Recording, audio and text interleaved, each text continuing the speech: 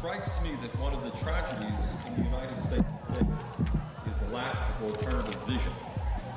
I think in many areas of governmental life, there's a impression in that there is an understanding that something has to happen, that something is fundamentally wrong with the society that we're living in today, but somehow or another the new ideas are not coming forward and new energies are not coming forward. What we're here tonight to talk about is a new vision, admittedly on a small scale, but those of us who work for the city of Burlington think everything starts here and goes outward. But what we're talking about here is a new vision about the relationship of people to the work that they do. At 100, a New York woman shows no signs of slowing down. Born in 1915, Philomena Rotundo just celebrated her 100th birthday. Rotundo spends her time working 11 hours a day and 6 days a week.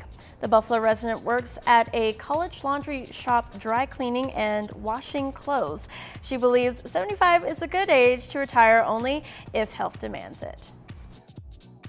And when it will be produced, and that somebody else has the right to say that, gee whiz, we can't make money in this town anymore, and we're going to leave and go to the Dominican Republic where we can get workers for $2 or $3 a day. Even though that most people would look at her and say she should be maybe in a rocking chair on a porch somewhere, she's still coming and contributing not only to the work that we have to deliver, but she talked about the economic impact of the work that she does. I think each one of us should think about our role in this big administration and be inspired by the value that we have. It's mine. I own it.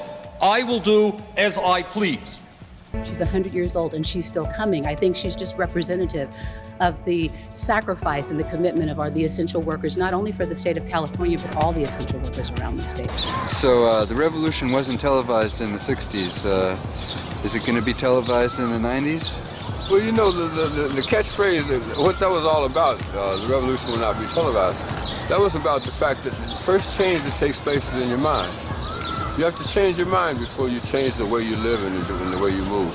So when we said that the revolution will not be televised, we were saying that the thing that's going to change people is something that no one will ever be able to capture on film. It'll just be something that you see and all of a sudden you realize, I'm on the wrong page.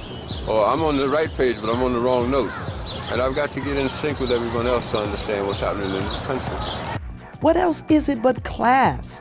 When we turn on the TV and watch the people of Afghanistan, that's not just a country that is a country under a given regime. That's also a country that is so poor. When we pick up a newspaper and today read about some CEO who turns down an $81 million parachute, is that class? Of course it's class.